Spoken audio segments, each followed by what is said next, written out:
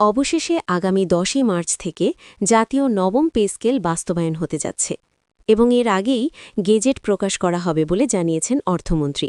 তিনি আরও বলেন, এবারের পে স্কেলে ভাতাগুলোতে আসতে চলেছে বড় ধরনের পরিবর্তন। এছাড়াও বেসিক বেতন বাড়িয়ে সর্বনিম্ন ২৮,২০০ টাকা করা হয়েছে, যা সরকারি চাকরিজীবীরা ১০ মার্চ গেজেট প্রকাশের মাধ্যমে জানতে পারবে। অর্থমন্ত্রী আরও বলেন, দীর্ঘ ১০ বছরের আন্দোলন অবশেষে অবসান ঘটল। বিস্তারিত জানতে ভিডিওটি না টেনে শেষ পর্যন্ত দেখতে থাকুন। আর যারা এখনও ভিডিওটিতে লাইক দেননি, তারা এখনই ভিডিওটিতে লাইক দিয়ে চ্যানেলটিকে সাবস্ক্রাইব করে রাখুন পে স্কেলের সর্বশেষ আপডেট সবার আগে পাওয়ার জন্য। দীর্ঘ প্রতীক্ষার পর অবশেষে সরকারি চাকরিজীবীদের জন্য আসছে বহুল আলোচিত জাতীয় নবম পে স্কেল। সরকারের পক্ষ থেকে জানানো হয়েছে, আগামী ১০ মার্চ থেকে নতুন পে স্কেল বাস্তবায়নের প্রক্রিয়া শুরু হতে যাচ্ছে। এর আগেই আনুষ্ঠানিকভাবে গেজেট প্রকাশ করা হবে বলে জানিয়েছেন অর্থমন্ত্রী। এই ঘোষণার পর থেকেই দেশের লক্ষাধিক সরকারি কর্মচারীর মধ্যে নতুন করে আশার সঞ্চার হয়েছে। সরকারি চাকরিজীবীদের জন্য পে স্কেল একটি অত্যন্ত গুরুত্বপূর্ণ বিষয়, কারণ বেতন কাঠামোর পরিবর্তন সরাসরি তাদের জীবনযাত্রা, পারিবারিক ব্যয় এবং ভবিষ্যৎ পরিকল্পনার সাথে জড়িত। অনেক দিন ধরেই নতুন পে স্কেলের দাবি জানিয়ে আসছিলেন বিভিন্ন পর্যায়ের সরকারি কর্মচারীরা। অবশেষে সেই দীর্ঘ আন্দোলন ও অপেক্ষার অবসান ঘটতে যাচ্ছে বলে জানিয়েছেন অর্থমন্ত্রী। অর্থমন্ত্রী বলেন, নতুন পে স্কেল বাস্তবায়নের বিষয়ে সরকার ইতিমধ্যেই চূড়ান্ত সিদ্ধান্ত গ্রহণ করেছে। আগামী ১০ মার্চ গেজেট প্রকাশের মাধ্যমে সরকারি কর্মচারীরা বিস্তারিত জানতে পারবেন। গেজেটে বেতন কাঠামো, বিভিন্ন ভাতা এবং অন্যান্য সুবিধা সম্পর্কে পূর্ণাঙ্গ তথ্য প্রকাশ করা হবে। এবারের পে স্কেলের সবচেয়ে বড় পরিবর্তনগুলোর মধ্যে একটি হচ্ছে সর্বনিম্ন বেসিক বেতন বৃদ্ধি। অর্থমন্ত্রী জানিয়েছেন, নতুন কাঠামো অনুযায়ী সর্বনিম্ন বেসিক বেতন ২৮,২০০ টাকা নির্ধারণ করা হয়েছে। আগের তুলনায় এটি একটি উল্লেখযোগ্য বৃদ্ধি বলে মনে করছেন অনেকেই। শুধু বেসিক বেতনই নয়, এবার বিভিন্ন ধরনের ভাতাতেও বড় ধরনের পরিবর্তন আসতে পারে। বিশেষ করে বাড়ি ভাড়া ভাতা, চিকিৎসা ভাতা, যাতায়াত ভাতা এবং অন্যান্য আর্থিক সুবিধাগুলো নতুনভাবে নির্ধারণ করা হতে পারে বলে জানা গেছে। সরকারি কর্মচারীরা বলছেন, নতুন পে স্কেল তৈরির সময় দেশের বর্তমান অর্থনৈতিক অবস্থা, মূল্যস্ফীতি এবং জীবনযাত্রার ব্যয় বিবেচনায় নেওয়া হয়েছে। কারণ গত এক দশকে বাজারে নিত্য প্রয়োজনীয় পণ্যের দাম অনেক বেড়েছে। ফলে আগের বেতন কাঠামো অনেক ক্ষেত্রেই বাস্তবতার সাথে সামঞ্জস্যপূর্ণ ছিল না। এই কারণেই সরকার নতুন পে স্কেল প্রণয়নের সময় বিভিন্ন দিক বিশ্লেষণ করেছে। অর্থ মন্ত্রণালয়, জনপ্রশাসন মন্ত্রণালয় এবং সংশ্লিষ্ট অন্যান্য দপ্তরের সমন্বয়ে একাধিক বৈঠকের মাধ্যমে চূড়ান্ত সিদ্ধান্তে পৌঁছানো হয়েছে। অর্থমন্ত্রী আরও বলেন, দীর্ঘ ১০ বছর ধরে পে স্কেল পরিবর্তন না হওয়ায় সরকারি কর্মচারীদের মধ্যে অসন্তোষ তৈরি হয়েছিল। অনেক কর্মচারী বিভিন্ন সময় আন্দোলন ও দাবি তুলে ধরেছিলেন।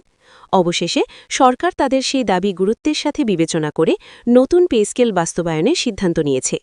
সরকারি কর্মচারীদের সংগঠনগুলো এই ঘোষণাকে ইতিবাচক হিসেবে দেখছে। তারা মনে করছেন, দীর্ঘদিন পর হলেও সরকার নতুন বেতন কাঠামো বাস্তবায়নের উদ্যোগ নিয়েছে, এটি অবশ্যই একটি বড় পদক্ষেপ। তবে অনেক কর্মচারী এখনও গেজেট প্রকাশের অপেক্ষায় রয়েছেন, কারণ গেজেট প্রকাশের পরই স্পষ্টভাবে বোঝা যাবে কে কত বেতন পাবেন এবং কোন গ্রেডে কী ধরনের সুবিধা যুক্ত হয়েছে।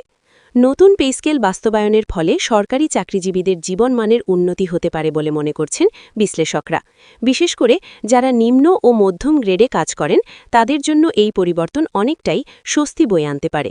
কারণ বর্তমান বাজার পরিস্থিতিতে পরিবার পরিচালনা করা অনেকের জন্য কঠিন হয়ে পড়েছিল। বাড়ি ভাড়া, শিক্ষা ব্যয়, চিকিৎসা খরচ এবং দৈনন্দিন জীবনের অন্যান্য ব্যয় আগের তুলনায় অনেক বেড়ে গেছে। নতুন বেতন কাঠামো সেই চাপ কিছুটা হলেও কমাতে পারে। অর্থনীতিবিদরা বলছেন, সরকারি কর্মচারীদের বেতন বৃদ্ধি হলে তার প্রভাব দেশের অর্থনীতিতেও পড়ে। মানুষের হাতে বেশি অর্থ থাকলে বাজারে পণ্যের চাহিদা বাড়ে এবং অর্থনৈতিক কার্যক্রম আরও গতিশীল হয়। তবে একই সাথে সরকারের ব্যয়ও বাড়তে পারে, কারণ লক্ষাধিক কর্মচারীর বেতন বৃদ্ধি মানে সরকারের বাজেটে অতিরিক্ত অর্থ বরাদ্দ করতে হবে। এই বিষয়ে অর্থমন্ত্রী বলেন, সরকার সব দিক বিবেচনা করেই সিদ্ধান্ত নিয়েছে। দেশের অর্থনীতির ভারসাম্য বজায় রেখেই নতুন পে স্কেল বাস্তবায়ন করা হবে। নতুন পে স্কেল বাস্তবায়নের ফলে সরকারি চাকরিজীবীদের মধ্যে নতুন উদ্দীপনা তৈরি হতে পারে বলে মনে করছেন অনেকেই। কারণ ভালো বেতন এবং আর্থিক নিরাপত্তা কর্মক্ষেত্রে কর্মীদের মনোবল বাড়াতে সাহায্য করে। বিশেষজ্ঞদের মতে সরকারি প্রশাসনকে আরও কার্যকর ও দক্ষ করতে কর্মচারীদের আর্থিক সুরক্ষা গুরুত্বপূর্ণ ভূমিকা রাখে। অর্থমন্ত্রী আরও জানান, নতুন পে স্কেলের মাধ্যমে শুধু বেতন বৃদ্ধি নয়, বরং একটি আধুনিক ও বাস্তবমত বেতন কাঠামো গড়ে তোলার চেষ্টা করা হয়েছে। অনেক সরকারি কর্মচারী আশা করছেন, নতুন পে স্কেল বাস্তবায়নের ফলে তাদের ভবিষ্যৎ পরিকল্পনা আরও স্থিতিশীল হবে। সন্তানদের শিক্ষা, চিকিৎসা এবং অন্যান্য গুরুত্বপূর্ণ ব্যয় সামাল দেওয়া সহজ হবে। এদিকে সাধারণ মানুষের মধ্যেও এই বিষয়টি নিয়ে আলোচনা শুরু হয়েছে, কারণ সরকারি কর্মচারীদের বেতন বৃদ্ধি দেশের সামগ্রিক অর্থনৈতিক পরিবেশের সাথে সম্পর্কিত। যদি পরিকল্পনা অনুযায়ী সবকিছু এগিয়ে যায়, তাহলে 10 মার্চ গেজেট প্রকাশের পর থেকেই নবম পে স্কেলের বিস্তারিত তথ্য সামনে আসবে। তখনই জানা যাবে নতুন বেতন কাঠামো কতটা পরিবর্তন নিয়ে এসেছে। সব মিলিয়ে বলা যায়, দীর্ঘ অপেক্ষা এবং আন্দোলনের পর অবশেষে সরকারি চাকরিজীবীদের জন্য নতুন অধ্যায় শুরু হতে যাচ্ছে। এখন সবার দৃষ্টি আগামী 10 মার্চের গেজেট প্রকাশের দিকে, কারণ সেই দিনই পরিষ্কার হবে নবম পে স্কেলের পূর্ণাঙ্গ চিত্র। সরকারি চাকরিজীবীরা আশা করছেন, এই নতুন পে স্কেল তাদের জীবনমান উন্নয়নে গুরুত্বপূর্ণ ভূমিকা রাখবে এবং দীর্ঘদিনের আর্থিক চাপ থেকে কিছুটা হলেও মুক্তি দেবে। সময়ই বলে দেবে এই নতুন পে স্কেল বাস্তবায়নের মাধ্যমে সরকারি কর্মচারীদের প্রত্যাশা কতটা পূরণ হয়।